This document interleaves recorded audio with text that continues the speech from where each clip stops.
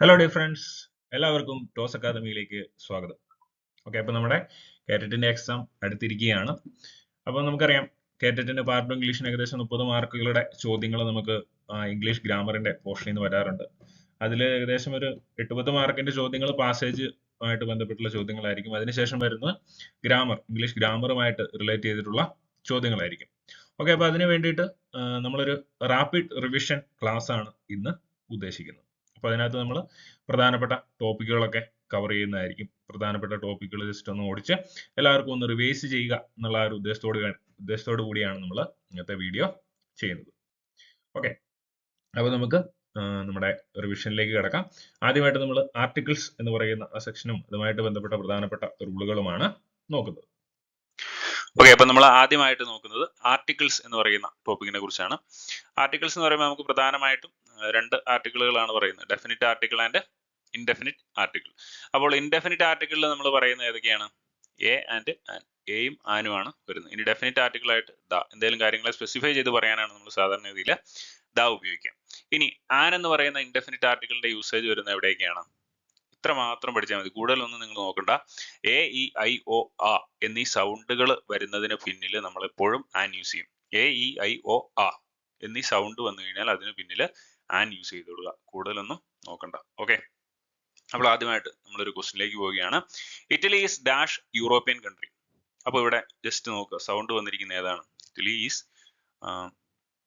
European, U എന്ന് പറയുന്ന sound ആണ് വന്നിരിക്കുന്നത്. അതുകൊണ്ട് നമ്മൾ എന്ത് യൂസ് ചെയ്തു?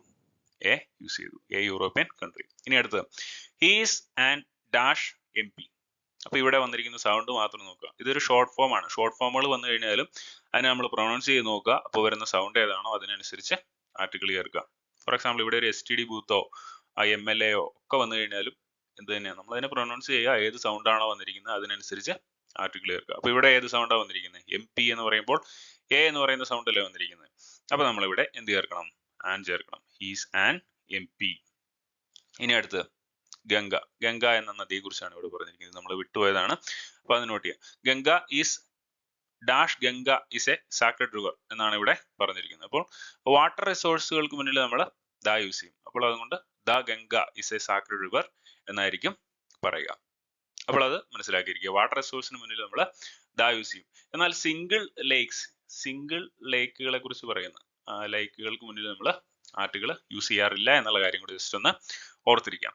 ഇനി universal objects, for example sun, earth, world എന്നൊക്കെ പറയുമ്പോൾ നമ്മൾ ആർട്ടിക്കിൾ യൂസ് ചെയ്യും. യൂണിവേഴ്സൽ ഒബ്ജക്റ്റ് അല്ലെങ്കിൽ യൂണീക്ക് ആയിട്ടുള്ള ഒബ്ജക്റ്റുകളെ കുറിച്ച് പറയുമ്പോൾ അവിടെ ദ യൂസ് ചെയ്യും. പക്ഷെ God, heaven, hell, nature, earth ഒഴികെയുള്ള മറ്റ് പ്ലാനറ്റുകൾ, ഇതിന്റെ ഒന്നും കൂടെ ആർട്ടിക്കിൾ യൂസ് ചെയ്യുകയുമില്ല. ആ കാര്യം കൂടെ നമ്മൾ ഓർത്തിരിക്കാം. ഗോഡ്, ഹെവൻ, ഹെൽ, നേച്ചർ, അതുപോലെ എർത്ത് ഒഴികെയുള്ള മറ്റ് പ്ലാനറ്റുകൾ, ഇവയ്ക്ക് പിന്നിൽ നമ്മൾ ആർട്ടിക്കിൾ യൂസ് ചെയ്യാറില്ല. ഓക്കെ, അപ്പോൾ ഇനി അടുത്തതായിട്ട് നമ്മൾ മറ്റൊരു ചെറിയ റൂൾ നോക്കുകയാണ്. What type of dash girl are U എന്നുള്ളതാണ് നമ്മുടെ ചോദ്യമായിട്ട് വന്നിരിക്കുന്നത്. അപ്പോൾ ഇത് നമ്മൾ കൃത്യമായിട്ട് മനസ്സിലാക്കിക്കണം. ഇത്തരം കേസുകളിൽ നമ്മൾ ആർട്ടിക്കിൾ യൂസ് ചെയ്യില്ല. No article. Okay, what type of girl are you എന്നേ പറയുള്ളൂ. അപ്പോൾ ഇതിന്റെ കൂടെ വരുന്ന നമുക്ക് പറയാൻ പറ്റുന്ന വേറെ രണ്ട് കാര്യങ്ങളും കൂടെ ഉണ്ട്.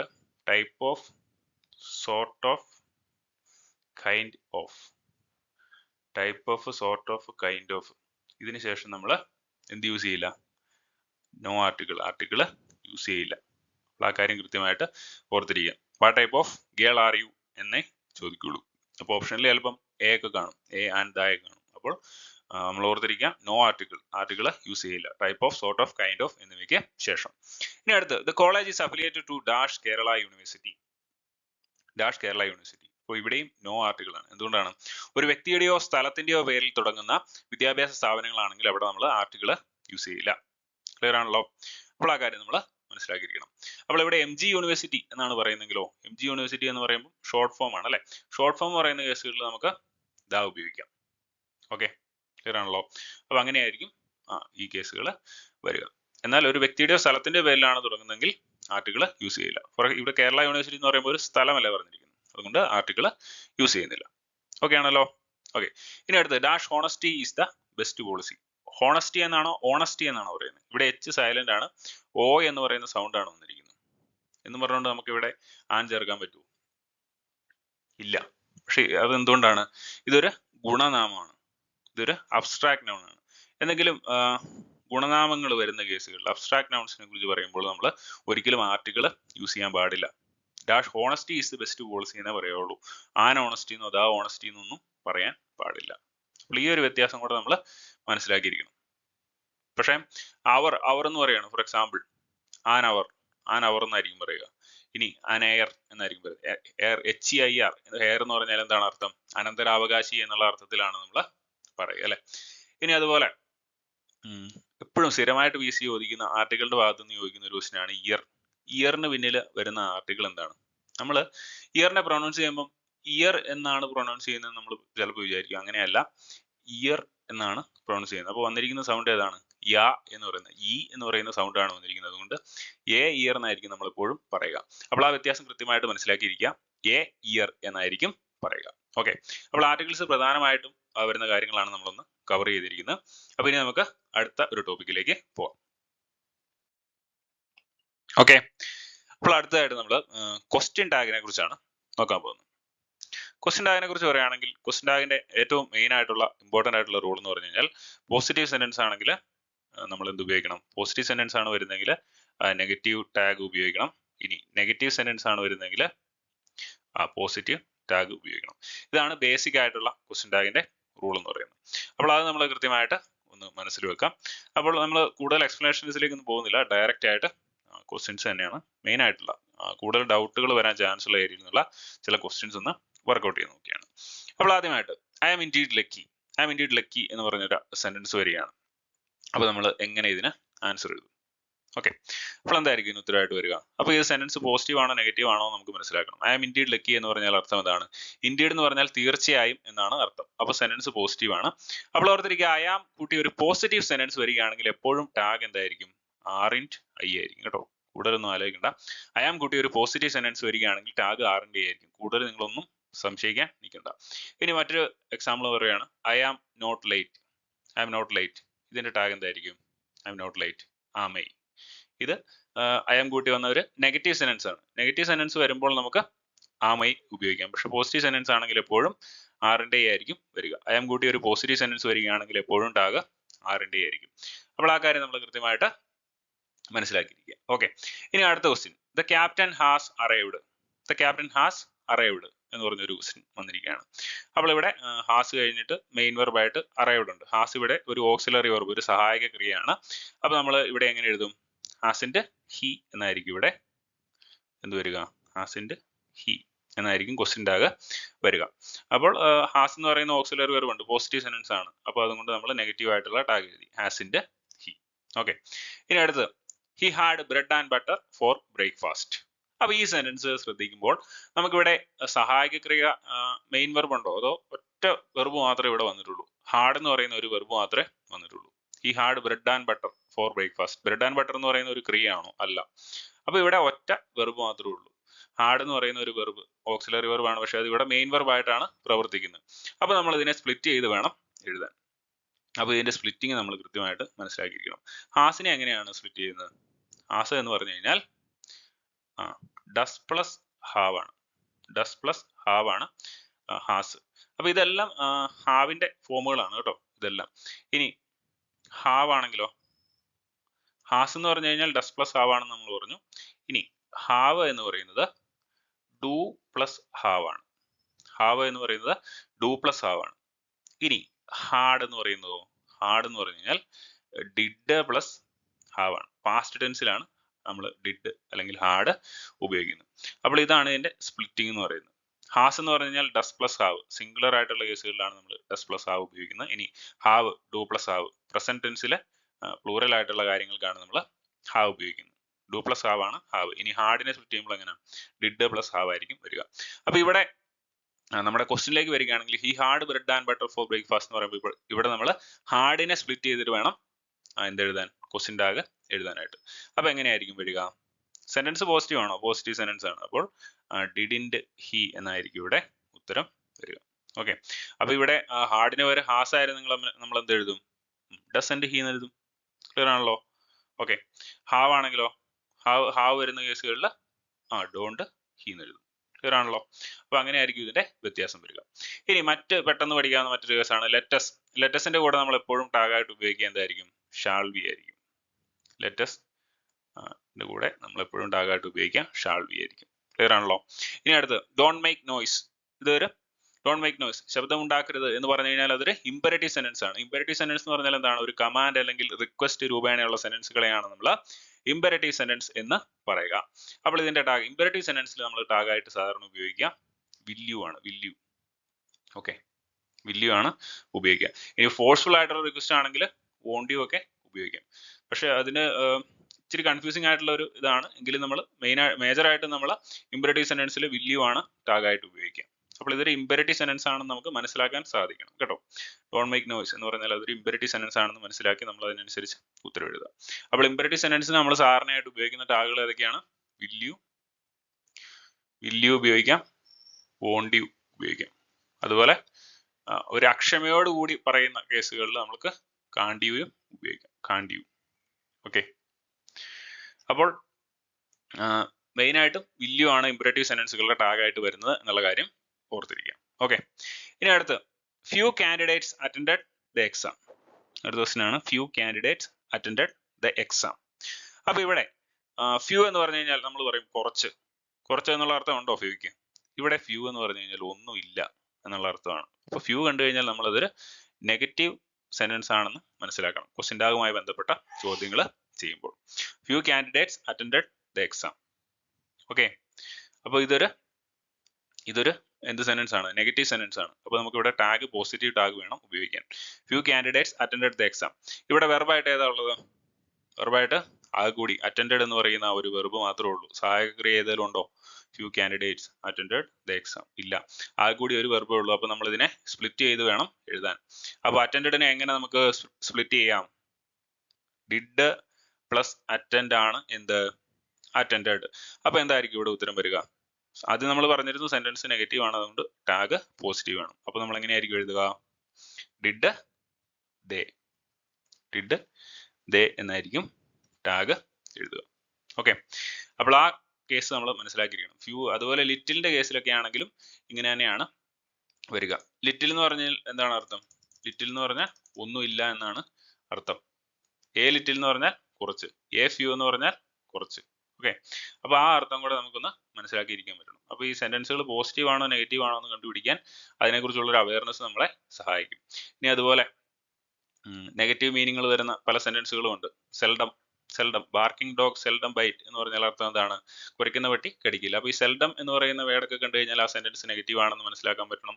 അതുപോലെ നെവർ. നെവർ എന്ന് പറയുന്ന പദം വന്നു കഴിഞ്ഞാൽ സെന്റൻസ് നെഗറ്റീവ് ആയിരിക്കും. ഇനി റെയർ എന്ന് പറഞ്ഞു കഴിഞ്ഞാൽ അതും നെഗറ്റീവ് ആയിരിക്കും. ഓക്കെ, അപ്പൊ ഇത്തരം പദങ്ങൾ വരുന്ന സെന്റൻസുകൾ നെഗറ്റീവ് ആണെന്ന് നമുക്ക് മനസ്സിലാക്കാൻ സാധിക്കണം. എ ഫ്യൂ, ദ ഫ്യൂ ഒക്കെ ആണെങ്കിൽ പോസിറ്റീവ് ആയിരിക്കും. എ ഫ്യൂ, ദ ഫ്യൂ എന്നൊക്കെ പറയുന്നത് പോസിറ്റീവ് സെന്റൻസുകളായിരിക്കും എന്നുള്ള കാര്യം കൂടെ ഓർത്തിരിക്കാം. അതുപോലെ എ ലിറ്റിൽ, ദ ലിറ്റിൽ എന്നൊക്കെ പറയുന്നതും പോസിറ്റീവ് സെന്റൻസുകളെ സൂചിപ്പിക്കുന്നതായിരിക്കും. പക്ഷെ വെറുതെ ലിറ്റിൽ, ഫ്യൂ എന്നൊക്കെ പറഞ്ഞു കഴിഞ്ഞാൽ അത് നെഗറ്റീവ് സെൻസിലായിരിക്കും ഉപയോഗിക്കുക.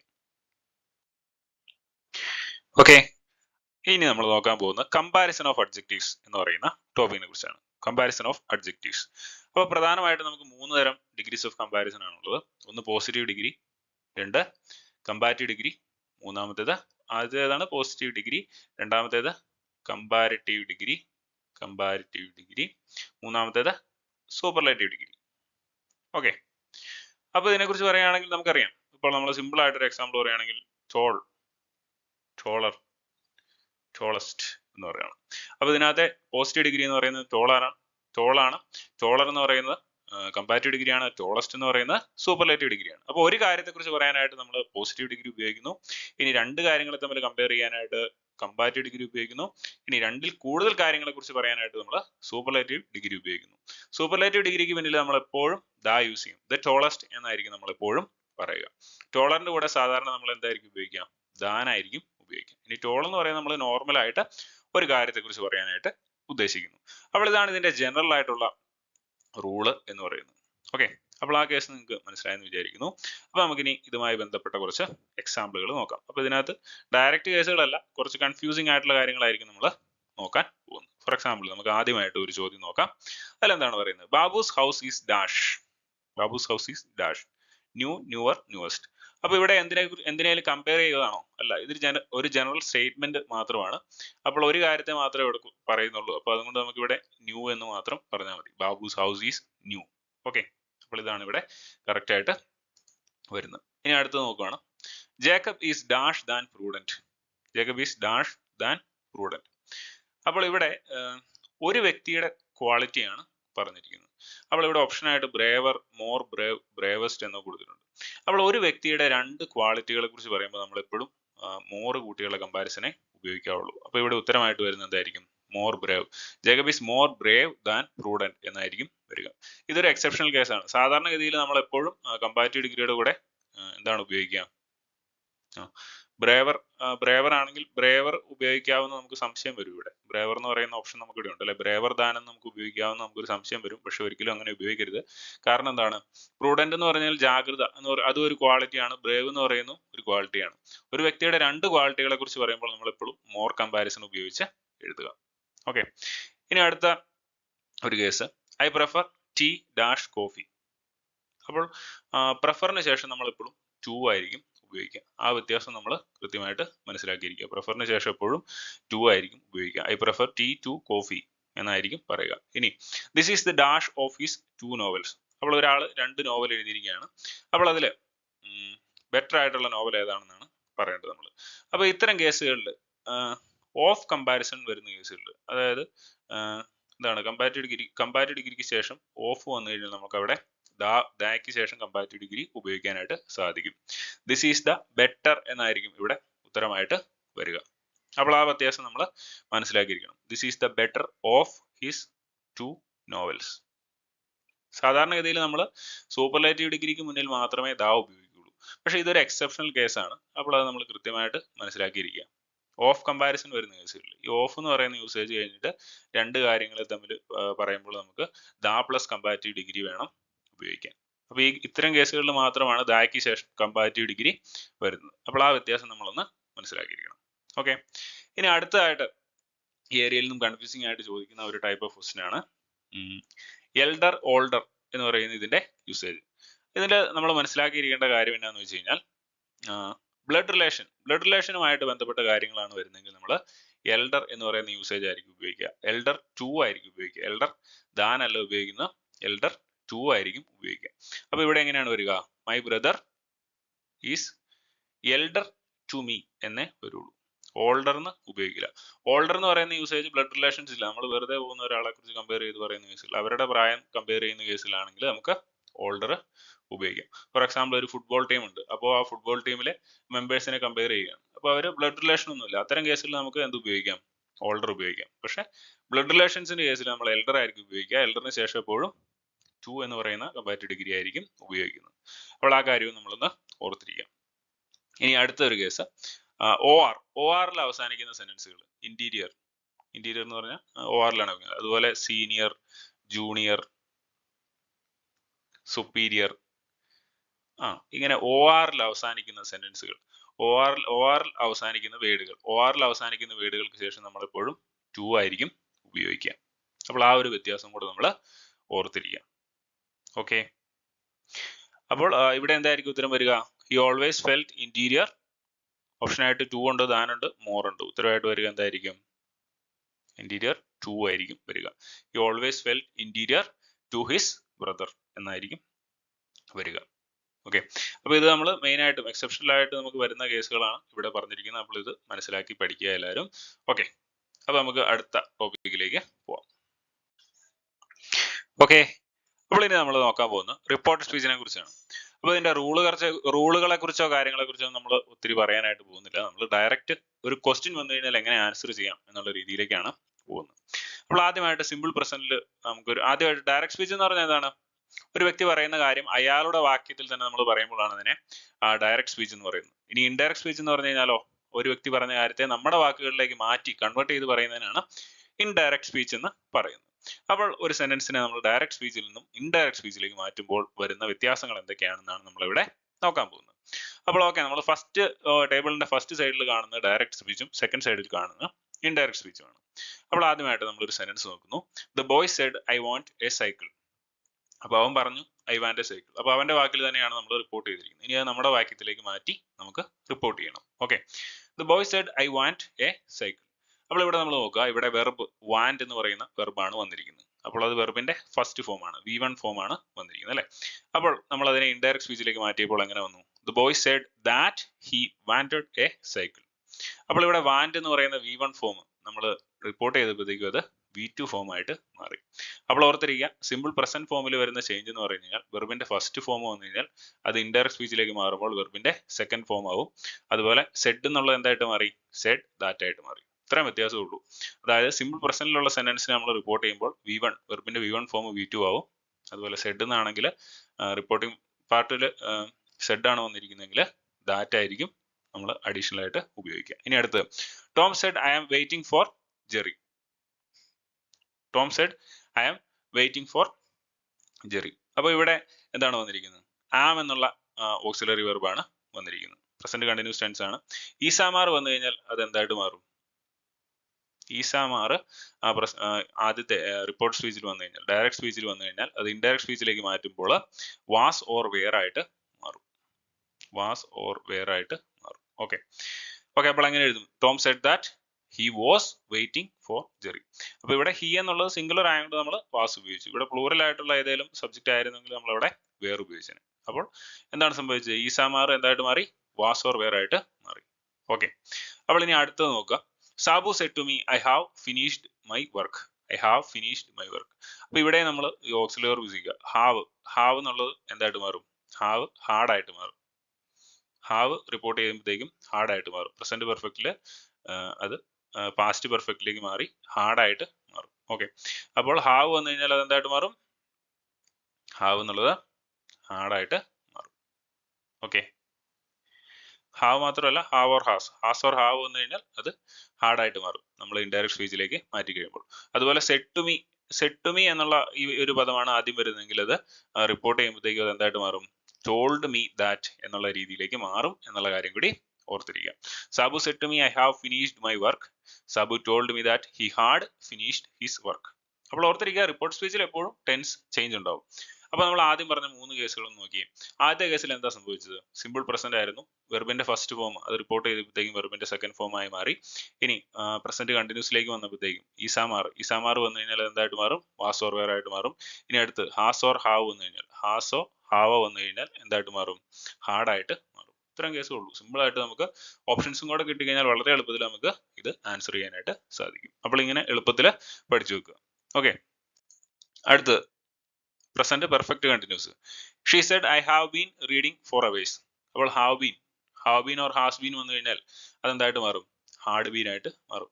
എളുപ്പം അല്ലെ? സിമ്പിൾ കേസാണ്. അപ്പോൾ has been or have been വന്നു കഴിഞ്ഞാൽ അത് ഹാർഡ് ബീൻ ആയിട്ട് മാറും.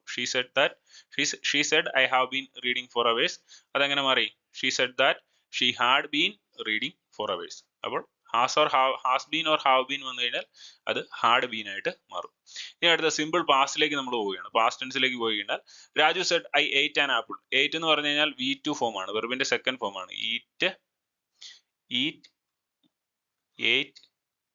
ഈറ്റൺ എന്നാണ് അല്ലെ. അപ്പോൾ ഏറ്റ് എന്നുള്ളത് V2 ഫോം ആണ്. അപ്പോൾ V2 ഫോം വന്നു കഴിഞ്ഞാൽ നമ്മൾ ഇവിടെ റിപ്പോർട്ട് ചെയ്യുമ്പോൾ എന്താകണം? ഹാർഡ് വേണം ഉപയോഗിക്കാൻ. V2 ഫോം വന്നു കഴിഞ്ഞാൽ ഹാർഡ് ഉപയോഗിച്ച് വേണം റിപ്പോർട്ട് ചെയ്യാൻ. അപ്പൊ എങ്ങനെ വരും? Raju said I ate an apple. Raju said that he had eaten an apple. ഹാർഡിന് ശേഷം നമ്മളെപ്പോഴും വെർബിന്റെ മൂന്നാമത്തെ ഫോം ആയിരിക്കും ഉപയോഗിക്കുക. ആ കാര്യം കൂടെ നമ്മൾ ഓർത്തിരിക്കുക. ഓക്കെ, അപ്പോൾ V2 വന്നു കഴിഞ്ഞാൽ ഹാർഡ് ഉപയോഗിക്കുക. ഇനി പാസ്റ്റ് കണ്ടിന്യൂസ് ടെൻസിലേക്ക് വരികയാണെങ്കിൽ Sheeja said I was reading a novel. Sheeja said I was reading a novel. അപ്പോൾ ഇവിടെ വരുന്ന മാറ്റം എന്താണ്? വാസ് ഓർ വെയർ വന്നു കഴിഞ്ഞാൽ റിപ്പോർട്ടിംഗ് പാർട്ടിൽ എന്തായിരിക്കും ഉപയോഗിക്കുക? ഹാർഡ് ബീൻ ആയിരിക്കും ഉപയോഗിക്കുക. അപ്പോൾ ഇത്രയും കാര്യങ്ങൾ പഠിച്ചു കഴിഞ്ഞാൽ നമുക്ക് സിമ്പിൾ ആയിട്ട് റിപ്പോർട്ട് സ്പീച്ചിലെ കാര്യങ്ങൾ ചെയ്യാനായിട്ട് സാധിക്കും. ബേസിക് ആയിട്ടുള്ള ചോദ്യങ്ങളെല്ലാം ആൻസർ ചെയ്യാനായിട്ട് സാധിക്കും. അപ്പോൾ എങ്ങനെയാണ്? V1 വന്നു കഴിഞ്ഞാൽ V2 ഉപയോഗിക്കുക. വെർബിന്റെ ഫസ്റ്റ് ഫോം V1 വന്നു കഴിഞ്ഞാൽ എന്ത് ഉപയോഗിക്കുക? V2 ഉപയോഗിക്കുക. ഈസ് ആർ വന്നു കഴിഞ്ഞാൽ എന്ത് ഉപയോഗിക്കുക? വാസ് ഓർ വെയർ ഉപയോഗിക്കുക. ഇനി has been or have been വന്നു കഴിഞ്ഞാൽ എന്ത് ഉപയോഗിക്കുക? ഹാർഡ് ബീൻ ഉപയോഗിക്കുക. അതുപോലെ V2 വന്നു കഴിഞ്ഞാൽ വെർബിന്റെ സെക്കൻഡ് ഫോം വന്നു കഴിഞ്ഞാൽ ഹാഡ് ഉപയോഗിക്കാം. ഇനി വാസ് ഓർ വെർ വന്നു കഴിഞ്ഞാൽ ഹാഡ് ബീൻ ഉപയോഗിക്കാം. അപ്പോൾ ഇത്രയും കേസേ ഉള്ളൂ. പിന്നെ പാസ്റ്റ് പെർഫെക്റ്റിനും പാസ്റ്റ് പെർഫെക്റ്റ് കണ്ടിന്യൂസിനും ടെൻസിൽ ചേഞ്ച് ഒന്നും വരുന്നില്ല. അതായത് Ramu said I had seen him, Ramu said I had seen him എന്നൊരു സ്റ്റേറ്റ്മെന്റ് വരികയാണ്. Ramu said that he had seen him. ഇത്രയും വ്യത്യാസം മാത്രമേ വരുന്നുള്ളൂ. ഐ എന്നുള്ളത് ഹി ആയിട്ട് മാറും. അതെന്തുകൊണ്ടാ?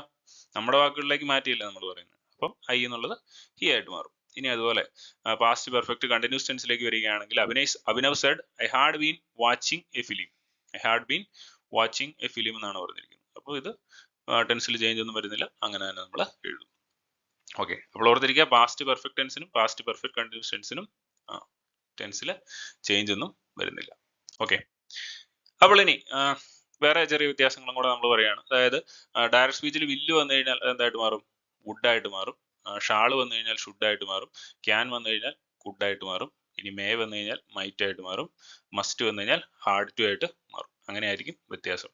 Biju said I will work hard, എങ്ങനെ വരും? Biju said that he would work hard. Raju said I shall write the exam, Raju said that he should write the exam. Deepu said I can go there, Deepu said that he could go there. അപ്പോൾ ഇതാണ്, ഇത്രേ ഉള്ളൂ case. Can വന്നു കഴിഞ്ഞാൽ could ആവും, may വന്നു കഴിഞ്ഞാൽ might ആവും, മസ്റ്റ് വന്നു കഴിഞ്ഞാൽ ഇവിടെ ഒരു വ്യത്യാസമുണ്ട്. മസ്റ്റ് വരുമ്പോൾ ഹാർഡ് ടു ആയിട്ടായിരിക്കും മാറുന്നത്. ആ വ്യത്യാസം നമ്മളൊന്ന് മനസ്സിലാക്കിയിരിക്കണം. Suresh said to me you must obey your parents, Suresh told me that I had to obey my parents എന്നായിരിക്കും വരിക. ഓക്കെ, ഇനി അടുത്തായിട്ട് എസ് ഓർ നോ ടൈപ്പ് ക്വസ്റ്റ്യൻസിനെ റിപ്പോർട്ട് ചെയ്യുന്ന കേസ് നമ്മൾ ജസ്റ്റ് ഒന്ന് പറയുകയാണ്. എസ് ഓർ നോ ടൈപ്പ് ക്വസ്റ്റ്യൻസിനെ റിപ്പോർട്ട് ചെയ്യുമ്പോൾ നമുക്ക് ഈഫ് അല്ലെങ്കിൽ വെദർ യൂസ് ചെയ്ത് വേണം റിപ്പോർട്ട് ചെയ്യാനായിട്ട്. അതുപോലെ എൻഗേർഡ് മീ എന്നൊക്കെ പറയുന്ന എൻഗേർഡ് മീ, ക്വസ്റ്റ്യൻഡ് മീ, അത്തരം റിപ്പോർട്ടിംഗ് വെർബുകളൊക്കെ ആയിരിക്കും നമ്മൾ കൂടുതലായിട്ടും ഉപയോഗിക്കുക. ഫോർ എക്സാമ്പിൾ ഇവിടെ നോക്കുകയാണ്, Ramya said to me are you a student, നീ ഒരു സ്റ്റുഡന്റ് ആണോ? എസ് ഓർ നോ ക്വസ്റ്റ്യൻ ആണ്. അപ്പോൾ നമുക്ക് ഈഫ് അല്ലെങ്കിൽ വെദർ യൂസ് ചെയ്ത് വേണം റിപ്പോർട്ട് ചെയ്യാനായിട്ട്. Ramya enquired me whether I was a student. ഈ സമാർ എന്തായിട്ട് മാറി? ഇവിടെ ആരാണ് വന്നിരിക്കുന്നത്? അത് വാസ് ആയിട്ട് മാറി. ഇനി WH ക്വസ്റ്റ്യൻസിലേക്ക് വരികയാണെങ്കിൽ where is the post office? Said the stranger. അപ്പോൾ ഇവിടെ നമ്മൾ റിപ്പോർട്ട് ചെയ്യാണ് the stranger wanted to know where the post office was. അപ്പോൾ ഇവിടെ വന്നിരിക്കുന്ന ചേഞ്ച് നോക്കുകയാണെങ്കിൽ നമുക്ക് മനസ്സിലാവും. ഈ സാമാർ എന്തായിട്ട് മാറി? വാസ് ഓർ വേർ ആയിട്ട് മാറി. ക്ലിയർ ആണല്ലോ? ഓക്കെ, അപ്പോൾ ഈഫ് ഓർ വെദർ യൂസ് ചെയ്യുന്ന എവിടെയാണ്? എസ് ഓർ നോ ടൈപ്പ് ക്വസ്റ്റ്യൻസിലാണ് ഈഫ് അല്ലെങ്കിൽ വെദർ എന്ന് പറയുന്ന ആ ഒരു യൂസേജ് വരിക. ഓക്കെ, ഇനി അടുത്തായിട്ട് ഇമ്പരേറ്റീവ് സെന്റൻസുകൾ റിപ്പോർട്ട് ചെയ്യുമ്പോൾ നമ്മൾ ശ്രദ്ധിക്കേണ്ട കാര്യം എന്താണ്? ടു യൂസ് ചെയ്ത് വേണം നമ്മൾ റിപ്പോർട്ട് ചെയ്യാൻ. For example close the door, the doctor said to the nurse. അപ്പോൾ ഇതിനെ നമുക്ക് ഇൻഡയറക്റ്റ് സ്പീച്ചിലേക്ക് മാറ്റണം. The doctor wanted the nurse to close the door. Okay, അപ്പോൾ എന്താണ് ചെയ്യേണ്ടത്? ആ ചെയ്യേണ്ട പ്രവൃത്തിക്ക് മുന്നിൽ നമ്മൾ ടു യൂസ് ചെയ്ത് റിപ്പോർട്ട് ചെയ്യുന്നു. അപ്പോൾ ഇമ്പരേറ്റീവ് സെന്റൻസ് നമ്മൾ എപ്പോഴും ടു യൂസ് ചെയ്തായിരിക്കും റിപ്പോർട്ട് ചെയ്യുന്നത്. ആ കേസും കൂടെ ഓർത്തിരിക്കുക. ഓക്കെ, അപ്പോൾ ഇനി നമ്മൾ അടുത്തതായിട്ട് ടെൻസിനെ കുറിച്ചാണ് നോക്കുന്നത്. കൂടുതലായിട്ട് റൂളുകളിലേക്കൊന്നും പോകുന്നില്ല. സ്ഥിരമായിട്ട് ചോദിച്ചു വരുന്ന ടെൻസിൽ നമ്മൾ റിപ്പീറ്റഡ് ആയിട്ട് ചോദിച്ചു വരുന്ന ചില ചോദ്യങ്ങളും അതുമായി ബന്ധപ്പെട്ടുള്ള റൂളുകളും മാത്രമേ നമ്മളിവിടെ പറയുന്നുള്ളൂ. അപ്പോൾ ആദ്യമായിട്ട് my mother dash her uncle every day. അപ്പോൾ ഇതൊരു ശീലമാണ് സൂചിപ്പിക്കുന്നത്. ശീലത്തെ സൂചിപ്പിക്കുന്ന കാര്യങ്ങളുടെ കൂടെ നമ്മളെപ്പോഴും V1 ഫോം ആയിരിക്കും ഉപയോഗിക്കാം. ഓക്കെ, അപ്പോൾ എങ്ങനെയായിരിക്കും വരിക? My mother visits her uncle every day. Simple പ്രസന്റിലായിരിക്കും നമ്മൾ ഇതിനെ പറയുക. അപ്പോൾ എങ്ങനെയായിരിക്കും ഉത്തരം വരിക? My mother visits her uncle every day. അപ്പോൾ ഓർത്തിരിക്കുക, ശീലങ്ങളെ കാണിക്കാനായിട്ട് നമ്മൾ സിമ്പിൾ പ്രസന്റ് ടെൻസ് ആയിരിക്കും ഉപയോഗിക്കുക. അതായത് വെർബിന്റെ ഫസ്റ്റ് ഫോം V1 ഫോം ആയിരിക്കും കൂടുതലായിട്ടും ഉപയോഗിക്കുക. ഓക്കെ, ഇനി അടുത്ത രണ്ടാമത്തേത് A bird often dash eggs and hatch the chicks. Okay, അപ്പോൾ മുട്ട ഇടുക എന്നുള്ള ഒരു അർത്ഥത്തിലാണ് നമുക്ക് ഇവിടെ വരേണ്ടത്. അപ്പോൾ ഇതും ഓഫൺ എന്നൊക്കെ പറഞ്ഞു കഴിഞ്ഞാൽ ഇതും ഒരു ശീലത്തെ കാണിക്കാൻ, സ്ഥിരമായിട്ട് ചെയ്യുന്ന ഒരു കാര്യത്തെ സൂചിപ്പിക്കാനാണ് ഉപയോഗിക്കുന്നത്. അപ്പോൾ ഇവിടെയും സിമ്പിൾ പ്രസന്റ് തന്നെ ആയിരിക്കും വരിക. ഓക്കെ, അപ്പോൾ ഇവിടെ ലൈസ് ഉണ്ട്, ലേസ് ഉണ്ട്, ലൈഡ് ഉണ്ട്, ലെയിൻ ഉണ്ട്. അപ്പോൾ ഇവിടെ ഉത്തരം എന്താണ്? മുട്ട ഇടുക എന്നൊക്കെയുള്ള അർത്ഥത്തിൽ ലേ ആണ് നമ്മൾ ഉപയോഗിക്കുക. ലേയുടെ V1 എന്ന് പറയുന്നത് ലേ ആണ്. ഇനി ലെയ്ഡ് എന്നാണ് വരിക. ഇനി കിടക്കുക എന്നുള്ള അർത്ഥത്തിലാണെങ്കിലോ ലൈ, ലേ, ലെയിൻ എന്നായിരിക്കും വരിക. ഓക്കെ, അതുപോലെ ഇനി കള്ളം പറയുക എന്നുള്ള അർത്ഥത്തിലാണെങ്കിൽ എങ്ങനെ പറയും? ലൈ. അതിൻ്റെയും V1 ലൈ തന്നെയാണ്. ലൈ, ലൈഡ്, ലൈഡ് ഇങ്ങനെയായിരിക്കും കേട്ടോ. അപ്പോൾ ഇത്തരം കൺഫ്യൂസിംഗ് ആയിട്ടുള്ള ചില V1, V2, V3 ഫോമുകളുണ്ട്. ഇത് നമ്മൾ കൃത്യമായിട്ട് മനസ്സിലാക്കിയിരുന്നാലേ നമുക്ക് ഇത്തരം ചോദ്യങ്ങൾക്ക് കറക്റ്റ് ആയിട്ട് ഉത്തരം എഴുതാനായിട്ട് സാധിക്കുള്ളൂ. അപ്പോൾ ഇവിടെ ഉത്തരം എന്താണ്? A bird often lays eggs and hatch the chicks. Okay, ഇനി അടുത്തതായിട്ട് Sachin dash playing cricket last year. Sachin dash playing cricket last year. അപ്പോൾ ഇവിടെ എന്തായിരിക്കും ഉത്തരം വരിക? Stopped, stop, will stop, has stopped. അപ്പോൾ ഇത് പാസ്റ്റിൽ നടന്ന കാര്യമാണ്. ഈ ലാസ്റ്റ് ഇയർ എന്നൊക്കെ പറയുന്ന ഒരു എന്താ പറയുക റിപ്രസെന്റേഷൻ ഓഫ് ടൈം വന്നു കഴിഞ്ഞാൽ അവിടെ നമുക്ക് വി ടു ധൈര്യമായിട്ട് ഉപയോഗിക്കാം. വെർബിന്റെ സെക്കൻഡ് ഫോം ഡയറക്റ്റ് ഉപയോഗിച്ചാൽ മതി. അതായത് last year, ago, last month, previous year, ഇത്തരം വേർഡുകളൊക്കെ, ഇത്തരം അഡോബ് ഓഫ് ടൈമുകൾ വന്നു കഴിഞ്ഞാൽ, ടൈമിനെ സൂചിപ്പിക്കുന്ന ഇത്തരം പദങ്ങൾ വന്നു കഴിഞ്ഞാൽ നമുക്ക് അവിടെ ധൈര്യമായിട്ട് വെർബിന്റെ സെക്കൻഡ് ഫോം ഉപയോഗിക്കാം. അപ്പോൾ ഇവിടെ വെർബിന്റെ സെക്കൻഡ് ഫോം ആയിട്ട് വന്നിരിക്കുന്നത് സ്റ്റോപ്ഡ് ആണ്. Will stop, has stopped, stop ഒന്നും വരില്ല. Answer is stopped. Sachin stop playing cricket last year. Okay, അപ്പോൾ ഇവിടെ ഉത്തരം സ്റ്റോപ്ഡ് എന്നുള്ളതായിരിക്കും. അടുത്ത് we dash living here since 1995. 1995 മുതൽ ഞങ്ങൾ ഇവിടെ ജീവിക്കുകയാണ് എന്നുള്ള മീനിങ് ആണ് വരേണ്ടത്. അപ്പോൾ നമുക്ക് ഇവിടെ ഓപ്ഷൻ ആയിട്ട് വേർ ലിവിംഗ് ഉണ്ട്, ഹാവ് ബീൻ ലിവിംഗ് ഉണ്ട്. അപ്പോൾ ഇവിടെ ഉത്തരം എന്തായിരിക്കും? ഹാവ് ബീൻ ലിവിംഗ് ആയിരിക്കും. അതായത് നേരത്തെ തുടർന്നുകൊണ്ടിരിക്കുന്ന ഒരു പ്രവൃത്തി ഇപ്പോഴും, നേരത്തെ ആരംഭിച്ച ഒരു പ്രവൃത്തി ഇപ്പോഴും തുടർന്നുകൊണ്ടിരിക്കുകയാണെങ്കിലാണ് നമ്മൾ ഇവിടെ have been plus ING form ഉപയോഗിക്കുക. ഓക്കെ, സോ ഇവിടെ ഉത്തരം എന്തായിരിക്കും? We have been living here since 1995. Okay, അടുത്ത ചോദ്യം, I dash him 7 years ago. ഇവിടെയും എഗോ എന്ന് പറയുന്ന വേർഡ് വന്നു കഴിഞ്ഞാൽ നമുക്ക് ധൈര്യമായിട്ട് വെർബിന്റെ സെക്കൻഡ് ഫോം ഉപയോഗിക്കാം. ഇവിടെ ഉത്തരം എന്താണ്? I met him 7 years ago. I met him 7 years ago എന്നായിരിക്കും ആൻസർ വരിക. ഓപ്ഷൻ ആയിട്ട് have met, has met, meet ഒക്കെ കാണും. നമ്മളൊന്നും നോക്കണ്ട, വെർബിന്റെ സെക്കൻഡ് ഫോം എഴുതുക. ഇനി അതുപോലെ വളരെയധികം റിപ്പീറ്റഡ് ആയിട്ട് ചോദിക്കുന്ന ഒരു ടൈപ്പ് ഓഫ് ഇതാണ് നമ്മുടെ സിമ്പിൾ പ്രസന്റ്, അതുപോലെ പാസ്റ്റ് പെർഫെക്റ്റ്. ഇതിന്റെ യൂസേജ് വെച്ച് വരുന്ന ഒരു ഇതാണ്. നമ്മൾ കൂടുതലായിട്ട് അതിനെക്കുറിച്ച് ബോധരാവണ്ട. രണ്ട് പ്രവൃത്തികൾ നടക്കുകയാണ്. My father dash when I reached home. അതായത് അർത്ഥം വരേണ്ടത് എങ്ങനെയാണ്? ഞാൻ ചെന്നപ്പോഴത്തേക്കും അച്ഛൻ വീട്ടിൽ നിന്ന് പോയി എന്നുള്ള ഒരു മീനിങ് ആണ് വരേണ്ടത്. അപ്പോൾ ആദ്യം നടന്ന പ്രവൃത്തി ഏതാണ്? അച്ഛൻ പോയി എന്നുള്ളതാണ്. അപ്പോൾ ആദ്യം നടന്ന പ്രവൃത്തിയെ കാണിക്കാനായിട്ട് നമ്മൾ ഹാഡ് പ്ലസ് V3 ഫോം വേണം ഉപയോഗിക്കാൻ. രണ്ടാമത് നടന്ന പ്രവൃത്തിയെ സിമ്പിൾ പാസ്റ്റിൽ നമ്മൾ പറയും. അപ്പൊ ഞാൻ വീട്ടിലെത്തി എന്നുള്ളതാണ് രണ്ടാമത് നടന്ന പ്രവൃത്തി. അതിനെ നമ്മൾ സിമ്പിൾ പാസ്റ്റ് ഉപയോഗിച്ച് വെർബിന്റെ സെക്കൻഡ് ഫോം ഉപയോഗിച്ച് പറഞ്ഞു. ഇനി ആദ്യം നടന്ന പ്രവൃത്തിയെ ഹാഡ് പ്ലസ് V3 ഉപയോഗിച്ച് വേണം പറയാൻ. അപ്പൊ ഇവിടെ ഉത്തരം എന്തായിരിക്കും? മൈ ഫാദർ ഹാഡ് ലെഫ്റ്റ് എന്നുള്ളതായിരിക്കും ഉത്തരമായിട്ട് വരിക. My father had left when I reached home. Clear ആണല്ലോ? ഓക്കെ, അപ്പോൾ ഇത് ടെൻസിൽ നിന്ന് റിപ്പീറ്റഡ് ആയിട്ട് ചോദിക്കുന്ന കുറച്ച് ടൈപ്പ് ഓഫ് ക്വസ്റ്റ്യൻസ് ആണ് നമ്മളിവിടെ ഡിസ്കസ് ചെയ്തിരിക്കുന്നത്. ഓക്കെ, അപ്പോൾ ഇനി നമ്മൾ നോക്കാൻ പോകുന്നത് ആക്റ്റീവ് വോയിസ്, പാസീവ് വോയിസ്. എന്താണ് ആക്റ്റീവ് വോയിസ് എന്ന് പറഞ്ഞാൽ? കർത്താവിന് കൂടുതൽ പ്രാധാന്യം നൽകിക്കൊണ്ട് നമ്മൾ ഒരു സെന്റൻസിനെ പറയുമ്പോൾ അതിന് എന്താണ് ആക്റ്റീവ് വോയിസ് എന്ന് പറയുന്നു. ഇനി കർമ്മത്തിന് കൂടുതൽ പ്രാധാന്യം കൊടുക്കുമ്പോൾ പാസീവ് വോയിസ് എന്ന് പറയുന്നു. അപ്പോൾ നമ്മളിവിടെ ഒരു ടേബിൾ കാണുന്നുണ്ട് അല്ലേ? അപ്പോൾ ഈ ടേബിൾ പഠിച്ചു കഴിഞ്ഞാൽ തന്നെ നമുക്ക് ഇതുമായി ബന്ധപ്പെട്ട ചോദ്യങ്ങളൊക്കെ ആൻസർ ചെയ്യാനായിട്ട് സാധിക്കും. അപ്പോൾ ഡു ഡസ് ഫോമുകൾ വരുമ്പോൾ ഈസാമാർ ഉപയോഗിക്കുക, ഡിഡ് വരുമ്പോൾ വാസ് ഓർ വെയർ ഉപയോഗിക്കുക, വില്ല് വന്നു കഴിഞ്ഞാൽ വിൽ ബി ഉപയോഗിക്കുക, ഈസാമാർ വന്നു കഴിഞ്ഞാൽ ഈസാമാർ പ്ലസ് ബീങ് ഉപയോഗിക്കുക, വാസ് ഓർ വെയർ വന്നു കഴിഞ്ഞാൽ was or were plus being ഉപയോഗിക്കുക, പിന്നെ ഹാസ് ഓർ ഹാവ് വന്നു കഴിഞ്ഞാൽ ഹാസ് ബീൻ അല്ലെങ്കിൽ ഹാവ് ബീൻ ഉപയോഗിക്കുക, ഹാഡ് വന്നു കഴിഞ്ഞാൽ ഹാഡ് ബീൻ ഉപയോഗിക്കുക, വിൽ ഹാവ് വന്നു കഴിഞ്ഞാൽ വിൽ ഹാവ് ബീൻ ഉപയോഗിക്കുക. അപ്പോൾ ഇപ്പൊ നിങ്ങൾക്ക് ഇത് കണ്ടു കഴിയുമ്പോൾ പെട്ടെന്നൊന്നും മനസ്സിലാവില്ല. അപ്പൊ നമുക്ക് ഈ ടേബിൾ പഠിച്ചിരുന്നാൽ ഓപ്ഷൻസും കൂടെ കണ്ടു കഴിഞ്ഞാൽ പെട്ടെന്ന് ഉത്തരം എഴുതാൻ പറ്റും. അതെങ്ങനെയാണെന്ന് നമുക്കൊന്ന് മനസ്സിലാക്കാം. ഓക്കെ, അപ്പോൾ ഈ ക്വസ്റ്റ്യൻ ശ്രദ്ധിക്കുക. They drew a circle. Draw a circle. അപ്പോൾ ഡ്രൂ എന്ന് പറയുന്നത് വെർബിന്റെ സെക്കൻഡ് ഫോം ആണ്. സെക്കൻഡ് ഫോം എന്ന് പറയുമ്പോൾ ഡിഡ് പ്ലസ് ഡ്രോ അല്ലേ? ഡിഡ് പ്ലസ് ഡ്രോ അല്ലേ drew? Okay, did plus draw ആണ്. അപ്പൊ നമുക്ക് അത് മനസ്സിലാക്കിയിരിക്കണം. അപ്പൊ നമ്മൾ ഇവിടെ ടേബിളിലേക്ക് നോക്കുന്നു. ഡിഡ് വന്നു കഴിഞ്ഞാൽ നമ്മൾ എന്താ ഉപയോഗിക്കണ്ടേ? ഡിഡ് വന്നു കഴിഞ്ഞാൽ വാസ് ഓർ വെയർ വേണം നമ്മൾ ഉപയോഗിക്കാൻ. അപ്പോൾ ഇതിനെ നമ്മൾ പാസീവ് വോയിസിലേക്ക് മാറ്റുമ്പോഴത്തേക്കും സർക്കിൾ എന്ന് പറയുന്ന ആ ഇതിനായിരിക്കും പ്രാധാന്യം വരിക. അപ്പൊ സർക്കിളിലായിരിക്കും സെന്റൻസ് തുടങ്ങുന്നത്. ഇനി വാസ് വന്നിരിക്കുന്നത് എവിടെയാണെന്ന് നമുക്ക് നോക്കണം. A circle was being. Was being use ചെയ്യരുത്, കാരണം വാസ് ബീങ് നമ്മൾ കണ്ടിന്യൂസ് ടെൻസിലാണ് യൂസ് ചെയ്യുന്നത്. പിന്നെ വാസ് വന്നിട്ടുള്ളത് എവിടെയാണ്? ബി, ഓപ്ഷൻ ബിയിലാണ്. അപ്പോൾ ഉത്തരം എന്തായിരിക്കും? A circle was drawn by them. ഇത്രേ ഉള്ളൂ. സിമ്പിൾ ആയിട്ട് നമുക്ക് ഉത്തരം കണ്ടുപിടിക്കാനായിട്ട് സാധിക്കും. അപ്പോൾ ഇവിടെ ഡ്രൂ എന്ന് പറയുന്ന ഫോമിനെ നമ്മൾ സ്പ്ലിറ്റ് ചെയ്യുകയാണ്. Did plus draw. അപ്പോൾ ഡിഡ് ഫോം വന്നു നമുക്ക് മനസ്സിലായി. അപ്പോൾ അതുകൊണ്ട് വാസ് ഓർ വെയർ ആണ് ഉപയോഗിക്കേണ്ടത് നമുക്ക് മനസ്സിലായി. അപ്പൊ അങ്ങനെ നമ്മൾ അതിന്റെ ഉത്തരം കണ്ടെത്തി. അതുപോലെ ഇവിടെ എന്താ പറയുക, സിംഗുലർ ഫോം. ഇവിടെ ഡ്രോ എന്നായിരുന്നെങ്കിലോ? ഡ്രോ എന്നായിരുന്നെങ്കിൽ നമ്മൾ ഈസാമാർ ഫോം ഏതെങ്കിലും ആയിരിക്കും ഉപയോഗിക്കുക. ഓക്കെ, അതുപോലെ വേറെ ക്വസ്റ്റ്യൻ നോക്കുക. They had already contacted him. They had already contacted him. അപ്പൊ നമ്മളിവിടെ ടേബിളിലേക്ക് നോക്കിയാണ്. ഹാഡ് വരുമ്പോൾ നമ്മൾ എന്താ യൂസ് ചെയ്യേണ്ടത്? ഹാഡ് വരുമ്പോൾ ഹാഡ് ബീന് വേണം യൂസ് ചെയ്യാൻ. അപ്പോൾ ഓപ്ഷനിലേക്ക് നോക്കുന്നു. He have been already contacted, he had already been contacted, he had already contacted, he has been already contacted. അപ്പോൾ ഇവിടെ ഹാഡ് ബീൻ വന്നിരിക്കുന്നത് എവിടെയാണ്? ഓപ്ഷൻ ബിയിലാണ്. അപ്പോൾ ഉത്തരം എന്താണ്? He had already been contacted. Okay, അപ്പോൾ സിമ്പിൾ ആയിട്ട് നമുക്ക് ഈ ടേബിൾ വെച്ച് ആൻസറിലേക്ക് എത്തുവാനായിട്ട് സാധിക്കും. ഓക്കെ, അപ്പോൾ ഇനി നമ്മൾ ഇതുമായി ബന്ധപ്പെട്ട കുറച്ച് എക്സാമ്പിളുകൾ ചെയ്ത് നോക്കാൻ പോവാണ്. അപ്പോൾ ആദ്യം നോക്കുക, അവർ task had been completed before sunset. അപ്പോൾ ഇവിടെ ഹാഡ് ബീൻ ആണ് വന്നിരിക്കുന്നത്. അപ്പോൾ ഇതിനെ നമുക്ക് മാറ്റണം. ഇത് ശരിക്കും പാസീവ് വോയിസിലാണ് സെന്റൻസ് വന്നിരിക്കുന്നത്. അപ്പോൾ നമുക്ക് അതിനെ ആക്റ്റീവ് വോയിസിലേക്കാണ് പറ്റേണ്ടത്. ഇവിടെ ഹാഡ് ബീൻ വരണമെങ്കിൽ താഴെ ഹാഡ് വന്നെങ്കിൽ മാത്രമേ ഇവിടെ ഹാഡ് ബീൻ വരുള്ളൂ. അപ്പോൾ ഓപ്ഷൻ നോക്കുക, we completed our task before sunset, we have complete our task before sunset. Okay, അപ്പോൾ എന്താണ് ഉത്തരം? We had completed. അപ്പോൾ ഇതാണ് ഉത്തരം വരിക. ക്ലിയർ ആണല്ലോ? ഓക്കെ, ഇനി അടുത്ത ക്വസ്റ്റ്യൻ നോക്കുക. The boy laughed at the beggar. അപ്പോൾ ലാഫ്ഡ് എന്നുള്ളത് ഡിഡ് പ്ലസ് ലാഫ് ആണ്. അപ്പോൾ ഡിഡ് വന്നു കഴിഞ്ഞാൽ വാസ് ഓർ വേർ ആണ് ഉപയോഗിക്കണമെന്ന് നമ്മൾ പഠിച്ചിട്ടുണ്ട്, ആ ടേബിൾ പ്രകാരം പഠിച്ചിട്ടുണ്ട്. അപ്പോൾ എങ്ങനെ വരും?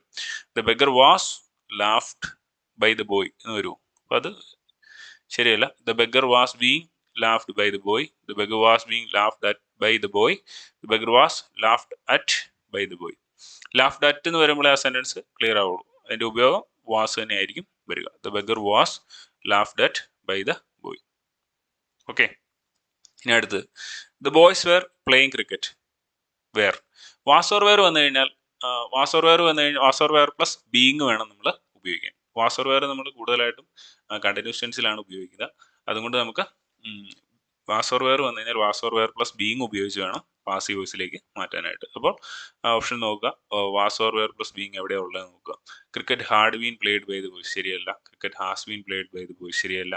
Cricket was played by the boys ശരിയല്ല. Cricket was being played by the boys. Option D is the correct answer. Okay, അപ്പോൾ എന്ത് ഉപയോഗിക്കുക? വാസ് ഓർ വെയർ വന്നു കഴിഞ്ഞാൽ was or were plus being ഉപയോഗിക്കാം. ഇപ്പോൾ ക്രിക്കറ്റ് എന്നുള്ളത് ഇവിടെ സിംഗുലർ ആയതുകൊണ്ട് നമ്മൾ വാസ് ബീങ് ഉപയോഗിച്ചു, അത്രേ ഉള്ളൂ.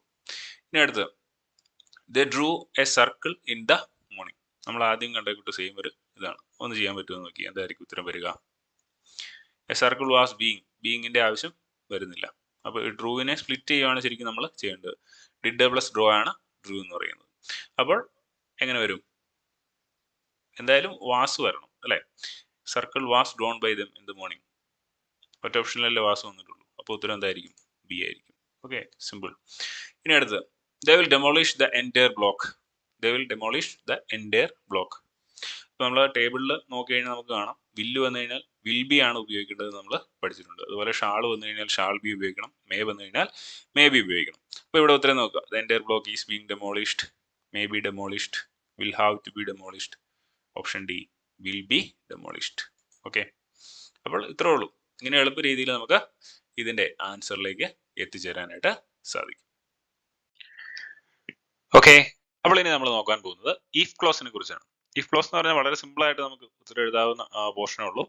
അപ്പോൾ ഇതിന്റെ മെയിൻ ആയിട്ടുള്ള റൂളുകൾ നമ്മൾ ഒരു 2 ടേബിളുകളിൽ കൊടുത്തിരിക്കുകയാണ്. അപ്പോൾ വളരെ സിമ്പിൾ ആയിട്ട് നമുക്കിത് ചെയ്യാനായിട്ട് സാധിക്കും.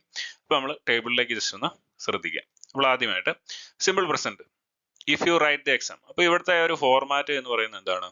ഇഫിന് ശേഷം വെർബിന്റെ ഫസ്റ്റ് ഫോം ആണ് വന്നിരിക്കുന്നത് അല്ലെ? ഇഫ് പ്ലസ് V1 ഫോം ആണ് വന്നിരിക്കുന്നത്.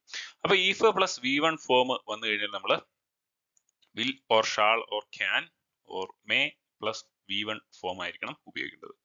will or shall or can or may plus V1 form ആണ് ഉപയോഗിക്കാൻ. അപ്പോൾ ഇവിടെ എക്സാമ്പിൾ ആയിട്ട് നമുക്ക് കൊടുത്തിട്ടുണ്ട്, if you write the exam. അപ്പോൾ എങ്ങനെ വരും? മെയിൻ ക്ലോസ് വരുമ്പോഴത്തേക്കും you will get the first rank. അപ്പോൾ ഇവിടെ എന്താണ് വന്നിരിക്കുന്നത്? will get ആണ് വന്നിരിക്കുന്നത്. അപ്പോൾ if plus V1 ഫോം വന്നു കഴിഞ്ഞാൽ മെയിൻ ക്ലോസിൽ will or shall or can or may plus V1 form ആയിരിക്കും വരിക. അതായത് if plus V1 വന്നു കഴിഞ്ഞാൽ will or shall or can or may plus V1.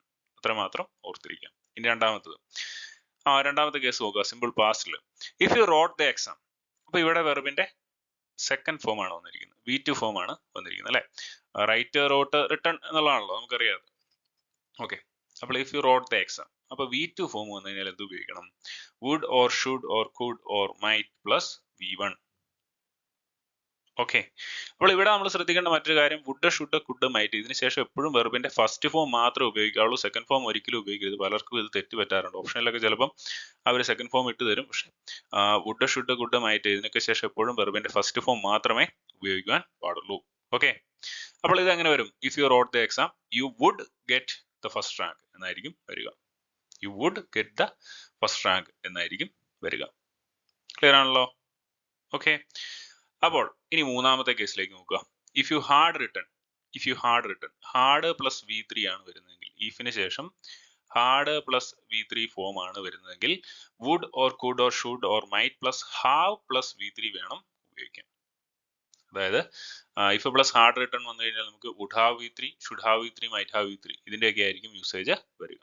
അപ്പോൾ if you had written the exam എങ്ങനെ എഴുതാം? You would have got the first rank. ഇവിടെ option അനുസരിച്ച് നമുക്ക് ഉത്തരം എഴുതാവുന്നതാണ്. ഇപ്പൊ ഇവിടെ ഓപ്ഷനിൽ വുഡ് ഹാവ് ആണ്, വുഡ് ഹാവോ ഗുഡ് ഹാവോ വന്നു കഴിഞ്ഞാൽ നമുക്ക് അതും ഉത്തരമായിട്ട് എഴുതാവുന്നതാണ്. അപ്പോൾ ഇവിടെ വരുന്ന ഒരു രീതി എന്ന് പറയുന്നത് എന്താണ്? ഇഫ് പ്ലസ് ഹാർഡ് V3 വന്നു കഴിഞ്ഞാൽ would have V3, should have V3, might have V3 ഒക്കെ ആയിരിക്കും വരിക. ക്ലിയർ ആണല്ലോ? ഓക്കെ. അപ്പോൾ ഇതാണ് ഇതിന്റെ ഒരു റൂള് എന്ന് പറയുന്നത്. അപ്പോൾ ഇതിനകത്ത് ചിലപ്പോൾ നമുക്ക് കൺഫ്യൂസിംഗ് ആയിട്ടുള്ള ചില ക്വസ്റ്റ്യൻസ് വരാം. ഫോർ എക്സാമ്പിൾ ഒരു ചോദ്യം വരികയാണ്, ഇങ്ങനെ ഒരു ചോദ്യം വരികയാണ്. If you had the courage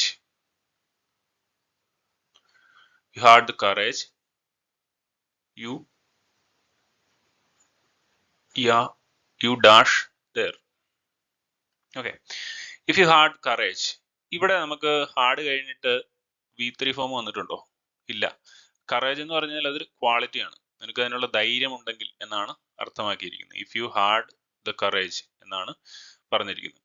അപ്പൊ ഇവിടെ ഹാർഡ് എന്ന് പറയുന്നത് മെയിൻ വെർബ് ആണ്. അപ്പൊ ഈ ഹാർഡിനെ നമ്മൾ എന്തായിട്ട് എടുക്കാവുള്ളൂ? V2 ഫോം ആയിട്ടേ കാണാവുള്ളൂ. അപ്പൊ ഇവിടെ നമ്മൾ എന്ത് ഉപയോഗിക്കാവുള്ളൂ?